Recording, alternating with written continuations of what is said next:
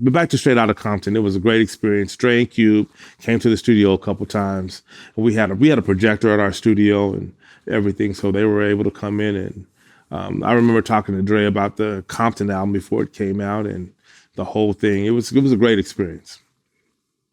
Yeah, great movie. I think one of the best, probably the best hip hop biopic ever, honestly. Yeah, we did that. I would put it above the Biggie movie. I'd put it above the Tupac movie. I would put it above everything, really. I mean, it's just a great production, well put together, great storyline. I think, you're not going to get it perfect, but I think as someone who knows the story and interviewed so many people around the story, I think they nailed pretty much all of it. Yeah. And then, with the drama that happened with Suge going to the set and ends up accidentally killing his friend. Suge, here it is. I think that, I don't think that Suge meant to hurt his friend. No, I don't think so either. But I also believe that all the shakedowns, I think, and I'll say this to everybody in life, what I've learned is you can't do crazy stuff to people. God, ultimately, you're going to pay for it at some point, and that was his time. It's unfortunate that it happened that way. I know a different side of Suge, even though, as you said, he tried to shake me down when I was younger.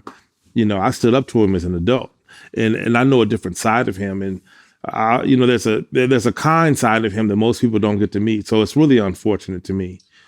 Oh yeah, no. I mean, I remember I interviewed Reggie Wright Jr., who used to be head of his security, and he said the thing with Suge is that if you could actually, back then during the height of the death row era, if you could get to him and ask him sincerely for help, he will help you. Yeah.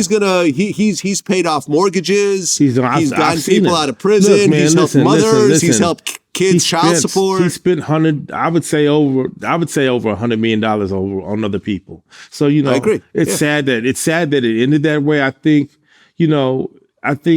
it's unfortunate. And that's part of my journey. That's why I said to you, I wouldn't take back meeting him, being a part of it, getting to know who he really was.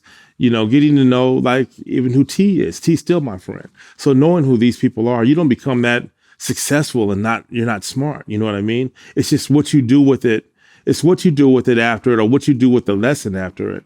And that comes around to, what I'm doing here at Thomas Crown. I'm doing positive things. It's not about me signing an artist or signing a producer, but having business relationships and business deals with artists so they can own their stuff, so they can not, you hear these stories. I want people to own it. I want 10 years from now, after I release my artists, for us to be friends and be cool with each other. Life is too short, and it's about quality of life. And I choose happiness over earning an extra dollar on somebody. So for me, that's the spirit of what I'm doing at Thomas Crown. Yeah. And then in 2020, Southwest T gets out of prison early. And you guys are still cool to this day, from what I understand. You guys have talked to him yesterday. Yep. And then at the end of 2021, the BMF series comes out, and then now everyone knows about the story. And at this point, it's still set at a time before you guys have met. Get to.